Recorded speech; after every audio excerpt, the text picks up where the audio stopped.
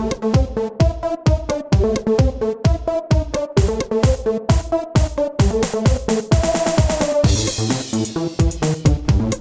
to Beyond the Bounce, presented by ZTE. I'm your host, Byron Bogart. Joining me today, Legends assistant coach, Vin Breaker. Welcome to the show, Vin. How you doing, Vin? All right, well, good to have you here, Coach. Now, you grew up in Connecticut, right? Mm-hmm. All right. Tell me about life in Connecticut. So I grew up on the shoreline, small town called Old Saybrook, Connecticut. More known for Katharine Hepburn than me. Okay. So just a wonderful place to grow up. I grew up in the church, my father being a pastor there, so the diversity was all over the place for me. But I enjoyed the town. It's a great town. I live there now, during the off season, and associate minister at my father's church. Now, how do you get into basketball from Connecticut? Are they big in basketball out there? Yeah, well, Hartford, New Haven, Bridgeport, we have some pros that have come out of those, not necessarily in Old Saybrook. It's not exactly a hotbed for the NBA, but I was passionate about the game. Like any kid growing up in the 80s, loved the game of basketball, loved watching Magic, Dr. J, Larry Bird, grew up watching those guys and wanted to be like them. So wasn't necessarily my area, my town. It was just I was really passionate about the game. Now, where does the height come from? Is it height on the mom's side or is it height on dad's side? Both. Okay. So my dad is 6'7", and that was daunting when I was growing up. Yeah. And my mom is 5'11", and that was daunting when I was growing up. So the 5'11" and her yelling could be daunting. So who was a tough parent? Who's tough parent out of the two? My mom. My mom was the toughest parent out of the two, but it was tough in a good way, though. Tough love, yeah. But my dad also was a spare the rod, spoil the child type of dad, too. So they were both tough, but I was an only child, and they were just trying to put me in the right direction, and it worked out. Now, how was life as an only child? You had were any cousins around or anything, or was it just straight up just Vin? It was just me. It was just me, my mom, and my dad. My mother worked from 4 to 1 my entire life growing up in the house, and then my dad was 9 to 5, and so they were very protective, didn't really let me out the house a lot, and because the shifts were different. But I enjoyed it, man. I got a lot of people think of being an only child as being spoiled. I just was it was more about the attention. I believe it's a real thing, Coach. I have a single child. Yeah. Single child syndrome is real. I believe it. I had to get him a cat so he would just feel like there was something else around. You know what I'm saying? That's how that goes. That's how that goes. And it's only going to get worse. Yeah. Or better. So growing up in Connecticut, you found an early love of basketball thanks to Magic Johnson, one of the greats. Now, did you hit a growth spurt at a certain age to kind of help you, this is what basketball could be a good avenue for me? Yeah, so my growth spurt was crazy. Like as a freshman, I was maybe about 6'1", 6'2". By the time I left my senior year, I was 6'7". My senior year to my freshman year at the University of Hartford, I grew 4 more inches. So they recruited me at 6'7". I walked on campus at 6'11". So I had these crazy growth spurts, and ironically, it helped me with my handle. It was really a design to how I became kind of like Anthony Davis a little bit. Exactly. Probably not as good as him at the time, but kind of that model. So it worked out for me. Okay, now you mentioned you went to Hartford. A lot of the big schools didn't recruit you out of high school. Did that kind of help put a little chip on your shoulder to prove that, hey, you could play at some bigger schools, you just weren't getting recruited at the time, politics, whatever it is? Did that kind of help you put a chip on your shoulder? It did be. I had 2 visits, University of Rhode Island and University of Hartford, and I chose University of Hartford before my senior season even started, so it kind of gave me some comfort, a cushion to go ahead and do what I needed to do. So I did. I had a chip on my shoulder, because I didn't make my freshman team in high school. I played JV. So this chip was huge. I had a bag of chips on my shoulder by the time I reached the University of Hartford. Now, how did that help you when you transitioned into the NBA? You went to a smaller school. Now you have you had a great career in college, but now you're taking another level, and you just took that bag of chips with you to want to be one of the great power forwards in the game? Absolutely. In 1993, Chris Webber was our #1 pick. Penny Hardaway, Jamal Mashburn was in that draft. A lot of great players, Sam Cassell, Nick Van Exel. And I came from the University of Hartford. It was almost like I could not shake that small town, that stigma about we don't really know. And so when I got to the NBA, despite the fact that I was picked #8, again, I had the chip on my shoulder. No one really believed. And I also went to a small market in Milwaukee where we didn't get a lot of coverage. It's not like today where, you know, all these teams, even in small markets, gets a lot of coverage. So I had a huge chip on my shoulder to prove to people that I belong, and that's a big deal in the NBA when you have a chip on your shoulder. Now you you came up in the NBA where it was a dominant big man presence. How do you think, do you believe your game was kind of beyond, ahead of the times in a way, to where you were a big guy that could put the back to the basket, but you could face up, hit the long range jump shot, that type of thing, to where now you see in the NBA is really limited big men, and now every 6'9", 6'10" guys out there at the 3-point line. Do you think you were kind of ahead of your time? Yeah, I definitely think I was ahead of the time. There was a few guys around my era, but I think going to the University of Hartford helped me so much because it allowed me not only to play in the post, but I also was probably our best perimeter player as well. So when I got to the pros, I was well polished. I was facing in college triple or quadruple teams.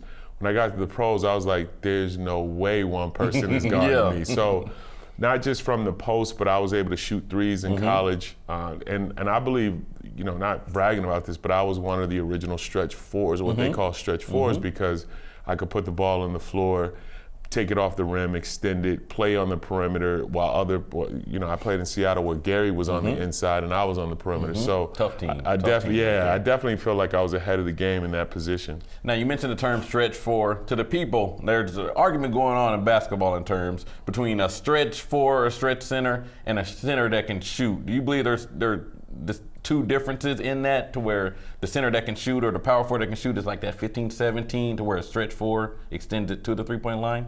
Or do you kind of all see them? I see them all working to the 4 and the 5 basically being the same thing. I think it's more about the individual than it is about the actual position, saying it's a stretch 4 or 5.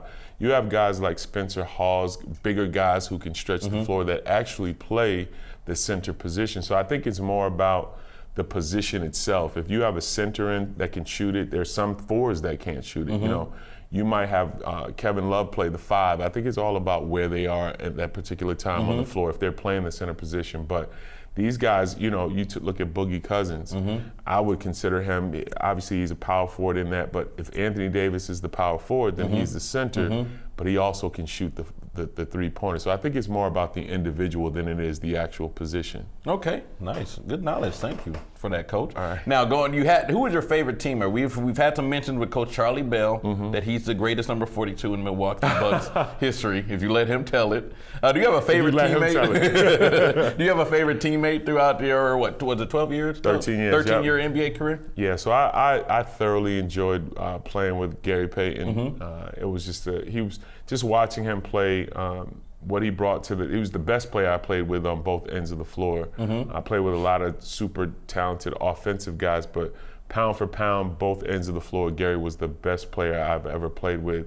His tenacity, trash talking was enjoyable every single night, and he just brought something to the game that I had never seen before. And also, we were like best friends and brothers, and to this day, we're close like that. So I enjoyed playing with him. I enjoyed watching his tenacity. I've played with McGrady, Paul Pierce, Ray Allen, Stephon Marbury, who are all super talents, but I enjoyed thoroughly playing with Gary. Now, GP, we weren't lucky enough to be on the court with him. I'm sure you can't get into everything that was said on the court.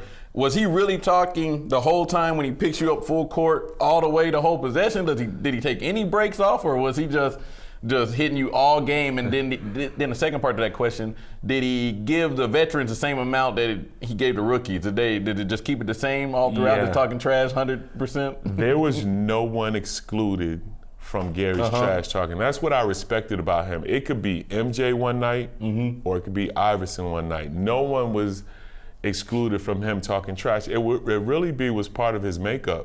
If Gary's quiet, most people are like, what's wrong? You know, and from the time he stepped on the floor, you know, you had superstars in the 90s that felt, I don't care that he talks trash. Reggie Miller didn't care because I'm going to talk just as much trash. So it was literally the time he walked on the floor. We had to keep him out of a lot of practices, man, because his competitive nature was such that he could disrupt the entire practice going back and forth with somebody like, gee, we get it. Just He's our backup. He's our backup. But he got to be that tough skin, coach. Yeah, no, absolutely. I like I said, I thoroughly enjoyed it, man, and his competitive nature. It's what made him the Hall of Fame basketball player he was. Now you can limit the trash talk today. Today he may be on a technical foul watch the whole season and may not even get to play in the playoffs.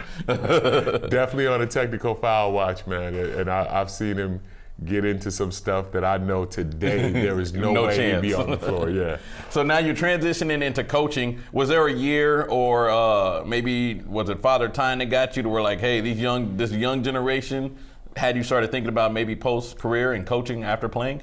Well, I started my coaching career with Texas Southern University with Tony Harvey there, and Nick Van Exel was on that staff as well. And I kind of just got into that. He asked me would I come and help out, and I thoroughly enjoyed it. Like, it wasn't even about going back. I kind of knew that the playing part was done. And at 33 and 34, you can still kind of get up with the guys. So not only do you have the opportunity to coach it and tell what you see from a high level, you get show them a little bit. You can demonstrate it. So it was an easy transition for me. And if you're any player that's played at a high level of the NBA, I would suggest anybody get into coaching, man, because you actually get a chance to, and especially the player development part, you get a chance to teach kids who may not have the same skill level, who may not be the same player, but you get to show them the nuances of the post, how to run, where to run, and it's a lot of fun for me. I'm glad I got into it when I did. Now that's on the coaching level, on the college level of coaching. Now then that transition you into what you are in now, the NBA Coaching Apprenticeship program. How did you get involved with that program, and how's it been with your first year here with the Legends? It's been great. The NBA reached out last year to me and said they had this program. They were starting this program, and I was one of the candidates to start it. And I started down at the Portsmouth Invitational, went to the Chicago Combine, and then they got this great opportunity to come here with the Legends, and I've absolutely loved it. Being here in Frisco, being in Dallas has been amazing. And then the guys that I've been working with, Warney, Satnam, all these young, great talents and terrific kids. And it's not even just about the ability and me teaching them. I like being around kids who are humble and they want to learn, they want to get better. And when I teach them something, they've been listening. And so that makes the experience for me, being at my first experience, it makes the experience go easier for me. You can walk in a lot of gyms and a lot of guys don't want to listen. But here with the Legends, I've had my big guys have come out every day and given me everything they had, which has made the experience that much greater for me. And they learn more that way. When you're humble and don't know it all, you know, and you let the coach know, Coach, I want to get better. Man, so much magic can happen, because that's the difference from being here. With some players, that's the difference from being here and being down the street. And it's a thinking man's game. At this level, everyone's fast, everyone jumps high. Most people can shoot it. So you have to think your way through a lot of the things that are on the court. I think I said this to you once before, B. I don't think Floyd Mayweather is the toughest 147-pound human being, but he's the smartest with gloves on. And that's what I try to tell my bigs. We can outthink a lot of where you're lacking in certain areas, you can outthink the other big. And then you have the player development on the court. How does some of your past experience as a 13-year-old NBA vet help you with the players on and off the court? Well, there's a lot of, it's funny, B, I just had this conversation on the plane coming in, is that there's a lot of things as a former player, body language, a lot of things that we can see with players. I could watch a player come into practice and literally tell whether he's ready to practice or not with his body language. And that comes from obviously having the experience of playing for 13 years. I'll ask my bigs, is everything good? You know, I want the slate clean. The minute you see them eye to eye, on the court. I want to know, are you tired? Are we ready to work? Ready to go? Because it happens. I have empathy for it. I don't call them out just to call them out. I want to know if there's something going on that let's get through it. Let's talk about it real quick and let's go to work. So being a former player and being a former all-star and dealing with certain things both on and off the court, I have that relationship with my guys. I have that rapport with them that we can talk about anything and then we can go to work. So that's what I enjoy about it. And then, like you mentioned the small things that can get you to the NBA. How important is that, guys? So, for a guy to focus on their strengths, and then evolve those strengths, and then still at the same time build those, acknowledge those weaknesses and build those weaknesses to help get these guys to the NBA. Absolutely. I see a lot of guys, in particular with the post. I literally can watch, like with X-ray vision, and watch guys in the post. And to your point, be about the weaknesses. I see guys sometimes in the post, they try shots. Like they'll try a hook shot in the middle of the game, a left-hand hook shot. That's never really not their strength at all. And it literally looks like they're trying it out for the first time. And so that's one of the things that you have to teach them is let's go with your strengths. Let's get that as strong as it possibly can. If you go right to the middle, let's work on that. Let's make sure that we can get that 70% of the time. And then when they take that away, let's work on the counter move. And we can get that 60% of the time. Because when you're in the post, we want to get high percentage stuff. We don't want to guess. You may not get that ball back from the guard. Exactly. With today's game, it's not even about the guards being selfish. It's just the way the game is being played Fast today. pace up to So when we get in the post, we got to make the best use of it. And we can't guess. We got to have that 70% going right, and we got to have at least 60 of it going left. So that's what we try to teach. Now, changing gears just a little bit, there's a hot topic in the NBA of players resting. There's 82 games. There are a lot of games in the season. There's 3 and 5 nights. How important is it, do you believe, the rest is from taking, whether it's just rest, some soreness, some general soreness, or anything? How do you feel like that affects the game of basketball from a fan's perspective? Well, I think it hurts the fans. And to be perfectly honest with you, B, I'm not one of those old school players who talks old school, new school. But I will say this: Jordan never did it. I think what we missed, there's something that we're missing here. Greg Popovich started this with the Spurs. At least 12 years ago, right? At least 12 years ago. And they had a high level of success. He's like the model for it now. And so it's not necessarily what LeBron doesn't want to do, Kevin Durant. I think a lot of coaches and a lot of general managers are looking at what Pop has done at the top. It hasn't been just not basketball. It's saying, am I going to sacrifice my guys today and not have them in June or May? And that's the model. It's kind of turned into, oh, the player doesn't want to play, and it's the fan. To be honest with you, from a business model, from a winning model, Popovich has created this, and it's been successful. Yes. And this is the NBA is a copycat league, from players to decisions to style of play. And now this is something that they're copying, and it's been successful for Pop. The Cleveland Cavaliers have won they won last year. The Warriors have done it some. So I think, it's really dicey because you hurt the fans in some way. But the league is going to have to come up with something that's fair and compromise, because both arguments are real and both arguments can be argued. Well, thanks for your input on that, Coach. Before we get into small ball here, I'm going to need you to list your top 5 NBA greats of all time. It's a tough list. I know if you have a couple fringe players, we'll give you up to 7. So top 5. Give me a top 5. Michael. I'll go Magic. I will go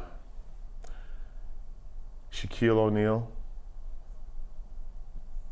Tim Duncan, and LeBron James at the small forward position. Nice. LeBron's in there. He solidified. He didn't have to win one more or anything. Yeah, well, listen, for years, B, you have to remember, people were starting to argue the point whether he would be on Mount Rushmore, like whether he's better than Jordan. Remember that? Like for the last 5 years, he can't catch Jordan, he can't catch Jordan. But for years, when we grew up, it was Jordan, Magic, and Bird. So the argument isn't even about Magic and Bird. People forgot that it's straight to Jordan. So, if you could, at one point, you couldn't get past Magic and Bird to get on that Mount Rushmore. Now it's just the argument, it's just Jordan. Can he catch Jordan? He's definitely a tough talent. I think a lot of people are going to respect him more when his playing career is done. That's just my opinion, because he is one heck of a player. He is. All right, Coach, we're going to put 24 seconds on the shot clock here. Let's do it. It's time for some small ball. The key is getting your rebound and securing your rebounding and not turning the ball over. Okay. So 3, 2, 1, and we're off. Small ball. Got to put a little bit more muscle on it than that, Coach. Okay. I know you just got off a flight, maybe a little jet lag. There you go. Got to get the rebound, pull it out of there. All right. There you go. Get this mic out your way. 2, there it is. You got 15 seconds. You are on pace to challenge for the lead if you can get a couple in a row. 3, there we go. Getting them out of there. You got 5 seconds, coach. 5, 4. Ooh, that's 4. You can get it up. You will tie the lead. We'll count it. You can get it out of there, coach. Oh, no. Oh, pressure, buzz pipe. He had a chance at the lead, but it is over. Well, coach, thanks for joining us here on Beyond the Bounce. Anytime, man. And thank you for joining us here on Beyond the Bounce, presented by ZTE. Until next time, we'll see you later.